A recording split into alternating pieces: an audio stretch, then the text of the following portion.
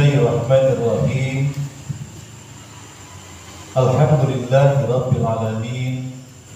Allahumma salli ala Sayyidina Muhammadin al-Fatih lima ukhliqa wal khatim lima sabaqa nasiril haq bil haq wal hadi ila siratikal mustaqim wa ala alihi wa sahbihi haqqa qadrihi wa miqdarihi al-azim. Asyhadu an la ilaha illallah wahdahu la syarika lah wa asyhadu anna Muhammadan abduhu wa rasuluhu la nabiyya ba'dahu. Qul subhanaka la ilma lana illa ma 'allamtana innaka antal alimul hakim. Rabbi shrah li sadri wa yassir li amri wahlul 'uqdatam min lisani yafqahu qawli. Rabbi yassir wa la tu'assir bitammin bil khair ya fattah ya alim iftah qulubana babakal ya karim. Qala al-musannif rahimahullah ta'ala wa 'ala ma nafa'ana bihi fid dharaini wa la hawla wa la quwwata illa billahil 'aliyyil azim wa la hawla wa la quwwata illa billahil 'aliyyil azim wa la hawla wa la quwwata illa billahil 'aliyyil azim. Bismillahirrahmanirrahim. Qala al-musannif, telah berkata oleh pengarang, siapa yang bernama Mungkar dan Nakir. Nah, ini seperti yang kita sebutkan minggu yang lalu, bahwa malam hari ini kita akan lanjutkan kajian kita. Kita ingin melihat bagaimana keadaan tempat yang sebentar lagi pasti akan kita temui. Sebentar lagi, tidak lama lagi. Apakah besok pagi, apakah malam lusa, itu pasti akan kita temui. Dan nanti di alam itu kita akan bertemu dengan dua orang malaikat, yaitu yang bernama Mungkar dan Nakir. Mungkar dan Nakir itu nama bagi dua malaikat. Apa makna Mungkar dan Nakir itu tidak dikenal dan sangat tidak dikenal, tidak ketahui apa makna daripada Mungkar dan Nakir. Apakah yang pantas dinamai Mungkar dan Nakir? Manusia tidak bisa menduga, menyangka-nyangka bahwa ada rupa yang seperti itu. Tidak bisa kita membayangkan bagaimana yang pantas dinamai tentang Mungkar dan Nakir. Bagaimanakah rupa Mungkar dan Nakir? Nah, kalau pada hari ini ketika kita masih di alam dunia ini sudah kenal, sudah paham, nanti jangan terjun pula. Ketika berjumpa, oh ini dulu rupanya yang dipelajari. Ada dinyatakan di dalam hadis. Bagaimanakah kenyataannya? Rupa mukanya hitam kelabu. Kalau hitam kelabu ini memang agak seram bentuknya. Kalau hitamnya atau kelabu itu masih enak bentuknya. Kalau kelabu itu hampir kayak kulit kerbau gitulah. Kalau hitam kayak pantat wali. Ini hitam bercampur kelabu. Jadi kalau ada wajah yang kayak gitu tuh, ini kadang-kadang mental kita lah kena sebelum bertemu dengan yang bersangkutan, tahu bahwa wajahnya seremnya, baru sampai ke orang kayak gitu. Pas ketemu, kita jadi jatuh mental gitu begini. Jadi warna mukanya hitam kelabu. Bagaimana rupa matanya? Rupa mata daripada Mungkar dan Nakir itu bulat seperti kuali tembaga yang besar. Jadi kalau kita ini kayak kancah waktu beralih, waktu pesta, kancah untuk masak nasi, sebesar itu. Bagaimanakah pandangannya? Seperti kilat yang menyambar, tidak jatuh mental gitu nih. gemetar gitu, mandang baik, itu seperti kilat menyambar. Jadi artinya apa? Ketika masih hidup inilah kita berusaha, kita sekuat tenaga kita untuk bisa selamat daripada fitnah kubur ini. Saking mengerikannya, tidak ada orang yang sudah mengalami fitnah kubur itu yang balik lagi ke atas dunia untuk menyampaikannya. Kenapa? Karena memang begitu menyeramkan dan mengerikan. Jadi ketika dia mandang itu seperti kilat. Bayangkan kalau kita pernah nyaksikan, apalagi belakangan ini musim hujan, kilat yang sangat terang itu ciut rasanya.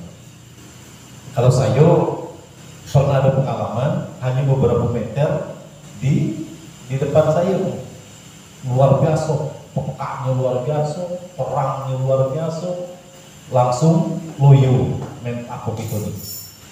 Di jalan inilah, di jalan depan ini balik ngaji kan, kilat pokoknya ngantam aspal itu. Cuman waktu itu lagi musim batu lagi, kalau ngasih batu coba cari bekas sambarannya tuh, rupanya tidak ada batu. Hari sedang jam 3 pagi, betul-betul buka agar tak telat, tenaga itu hilang mental gitu. Jadi karena kita belum merasakan, maka kita tidak timbul rasa takut. Ngaji rasa ini memang nak ngalami dewe, sebelum ngalami dewe, itu rasa itu masih sama kata orang, cerita orang. Umpamanya disebutkan macam mana rasanya, manis. Orang yang dengar itu bertanya pula, manisnya macam mana? Manisnya manis sedang atau manis jambu? Dibilang manis jambu, jambunya jambu apa? Jambu wae, jambu bol. Lah kau ini tadi cuma nanya rasa aja bae. Dibilang manis panjang ceritanya.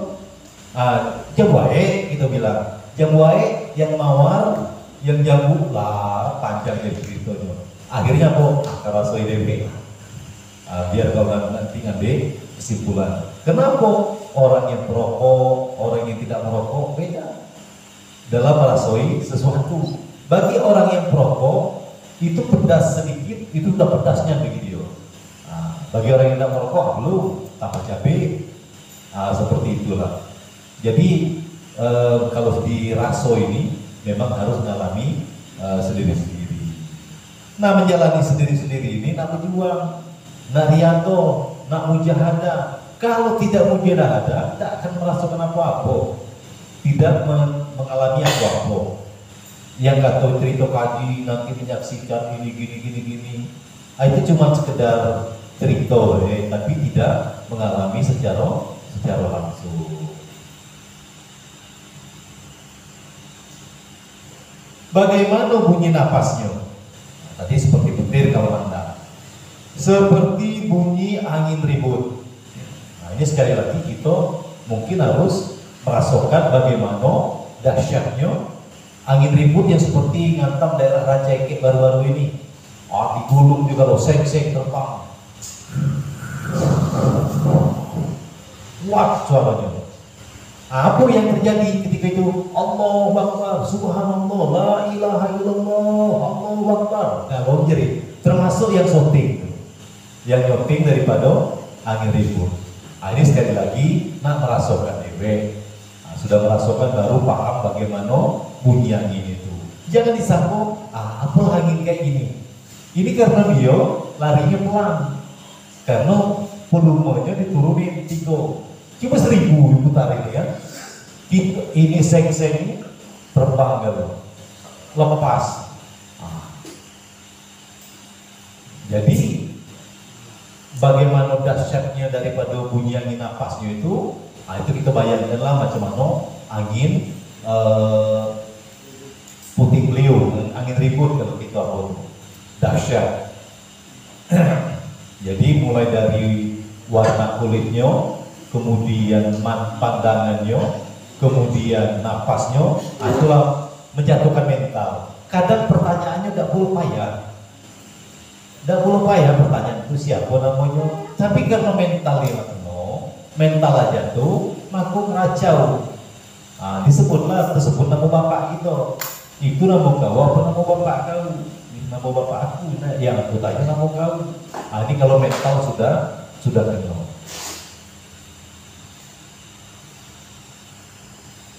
Bagaimanakah bunyi suaranya?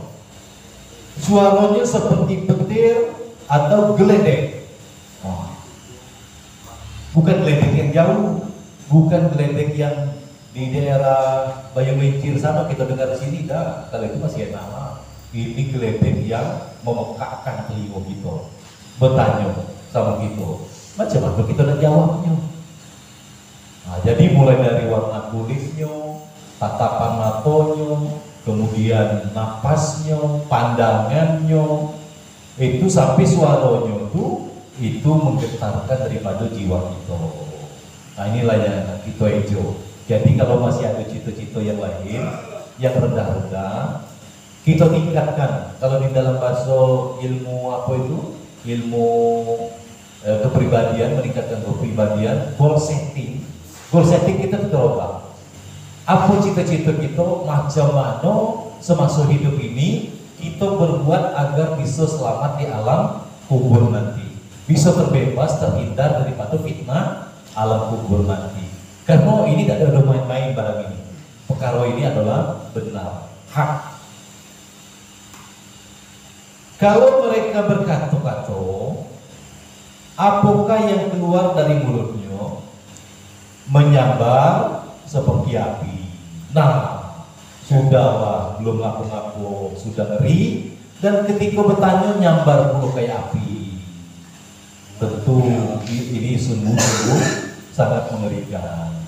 Bagaimanakah rupa yang sebenarnya? Mungkar dan nakir itu sangat menakutkan bagi orang yang melihatnya, menggetarkan jiwa, meruntuhkan mental.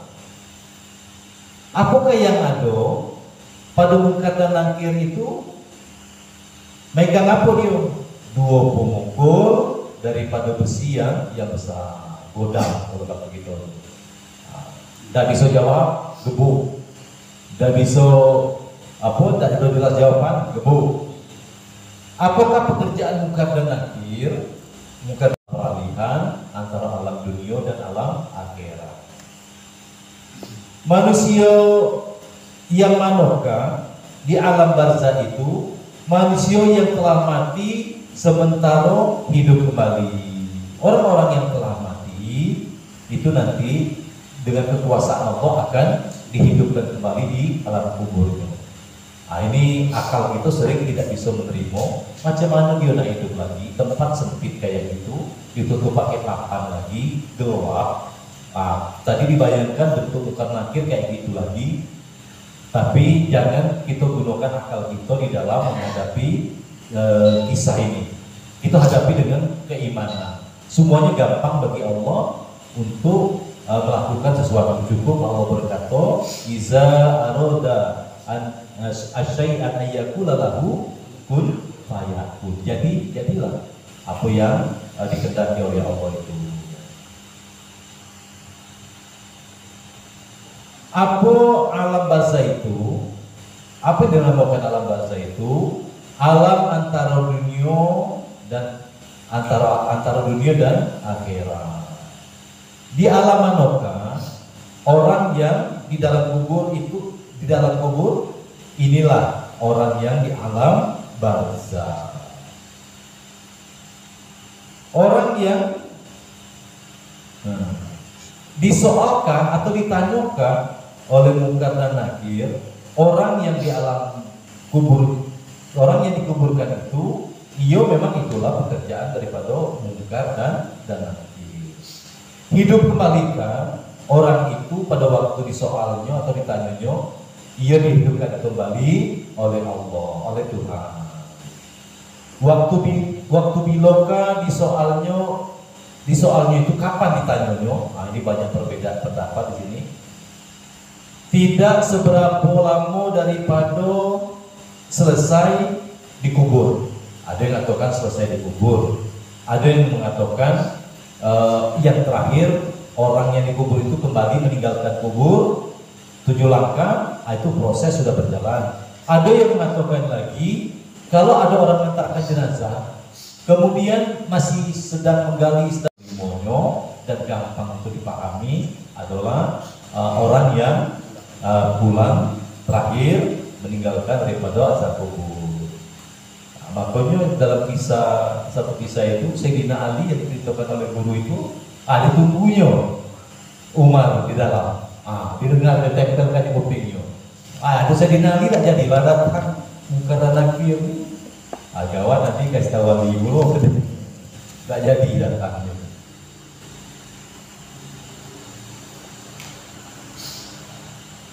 Bagaimanakah cara menyoalnya?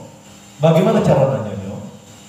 Kadang-kadang, berarti kalau kadang-kadang pakai kata kadang-kadang ini, dia tidak senantiasa, tidak terus-menerus kayak gitu.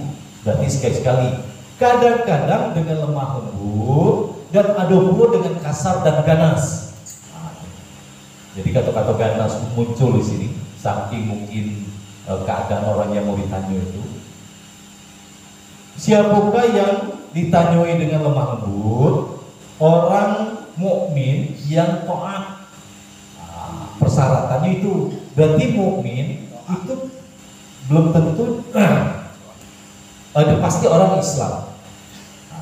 Tapi belum tentu setiap orang Islam itu orang yang mukmin. Arti mukmin itu orang yang beriman. Apa beriman itu? Percaya, yakin dengan apa-apa yang dikisahkan oleh pembawa-pembawa agama ketika semasa hidupnya. Tidak ada pembantahan-pembantahan, tidak ada pemingkaran-pemingkaran. Kalau kita di dalam ngaji nahu, kisah Syekh Imam Sibawahi ketika ditanya oleh malaikat, mau buka, ditinjunya malaikat sampai menyot. Kau ini bahasa yang tanya pakai emak, kau angkat apa aku nih?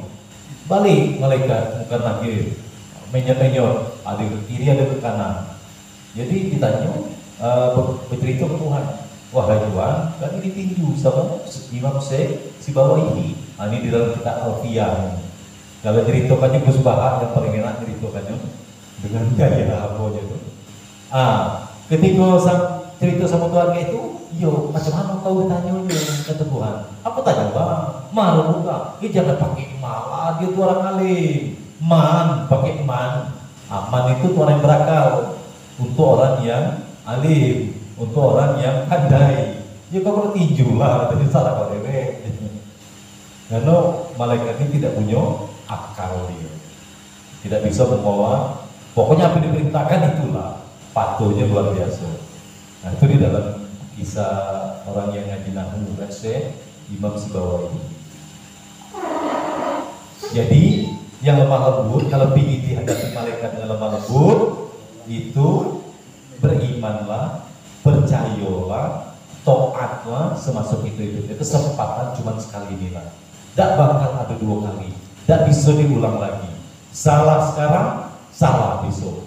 Susah sekarang, susah besok. Tidak ketemu sekarang, tidak akan ketemu besok. Jadi jangan sia-siakan waktu yang masih Allah berikan ini terus berjalan. 2023 pikir kita panjangnya, lupa kita tinggalin. Ini sudah masuk bulan Maret Lebaran, Agustus terjun bebas lagi. Kalau kita tidak berubah juga, tidak sadar. Sekali lagi kata-kata sadar ini sangat penting. Karena apa? Orang yang sadar itu dia akan bangkit daripada kelalaiannya, daripada kealpaannya, daripada keburukan-keburukan yang sudah pernah dia perbuat. Kalau soalnya dapat dijawab, bisa dijawab apa yang ditanyakan itu. Apakah katanya? Apa kata malaikat memanggil itu?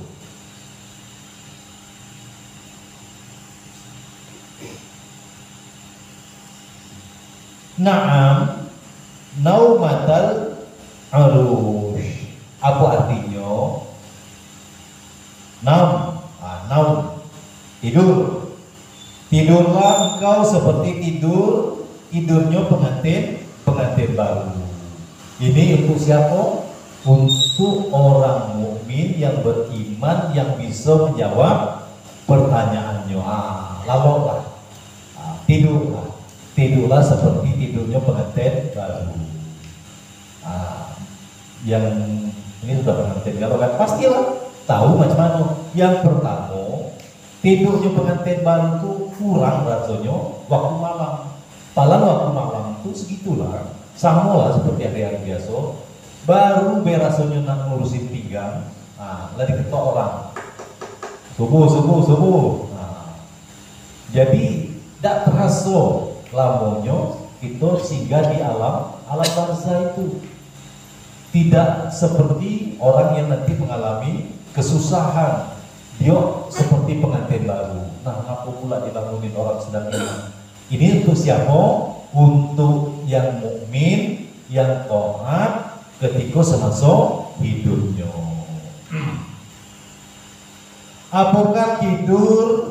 Apakah arti tidur seperti pengantin baru? Tidur yang paling nyenyak dan lelap. Berarti nikmat, puas tidurnya itu. Siapakah pula yang ditanya dengan kasar dan ganas tadi? Orang mukmin yang maksiat. Orang yang beriman tapi dia melakukan kemaksiatan. Siapakah pula yang ditanya dengan ganas? Tadi ada dengan kasar, ini dengan ganas. Orang yang munafik atau orang kafir. Nah, kita berlindung, mohon kepada Allah, mudah-mudahan tidak masuk kelompok orang-orang yang mukmin, orang-orang yang mukmin maksiat, atau orang munafik, atau orang yang kafir. Mudah-mudahan ini persyaratan sebenarnya yang harus kita penuhi sekarang. Jadikan diri kita pantas dan layak untuk bisa selamat. Jadi bukan menggantungkan nasib seperti pasrah seperti itu, bukan. Yang dikatakan tawakal itu diiringi dengan perbuatan, bukan diam. Kalau rezeki aku sampailah, itu pemalas namanya. Mesti harus berjuang, berpikir untuk bagaimana caranya supaya bisa mendapatkan apa yang dijanjikan oleh Rasulullah dan oleh Allah Subhanahu wa taala. Apa arti orang munafik? Supaya kita jangan jadi kayak gini. Beriman dengan mulut saja. Makanya di dalam satu keterangan, siapa yang tidak ngaji nahwu, siapa yang tidak ngaji nahwu sorof, itu masih dikatakan zindik. Kafir, masih kafir zindik. Apa dikatakan kafir zindik? Seperti ini. Apa yang diucapkannya tidak dipahaminya, tidak dirasainya. Itulah makanya gezak atau zu di dalam kajian-kajian agama ini tidak menggetarkan daripada jiwanya. Allahu Akbar, rajinlah, tapi getaran tidak ada di dalam hatinya. Kenapa? Allahu Akbar itu arti yang dipahami karena ada di terjemahan Allah Maha Besar. Ya, apa bedanya sama mahasiswa kan? Maha Besar, mahasiswa. Kayak itulah pandangan akal kita. Kenapa? Karena makna yang terkandung di dalam lafaz Allahu Akbar, apa kalimat itu? Apa isinya? Nah, itu dia jumlah mubtada dan khobar. Sihotnya sihot mubalaghah, yang tidak ada lagi yang bisa menandingi daripada itu.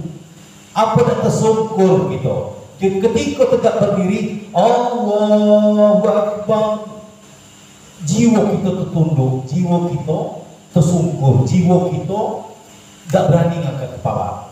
Kalau kita ini sholat jadi permainan, jadi untuk atraksi. Pas diperiksa, rupanya bukan sholat, cuman nonggit sama nengging baik.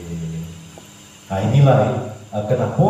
Karena tidak memahami apa yang dibaca. Selama ini yang beredar di komunitas atau di masyarakat muslim, yang mesti harus dipahami itu artinya. Kalau artinya tidak payah, tetapi makna yang akan dimanfaatkan di dalam sampai kepada ngaji rasul.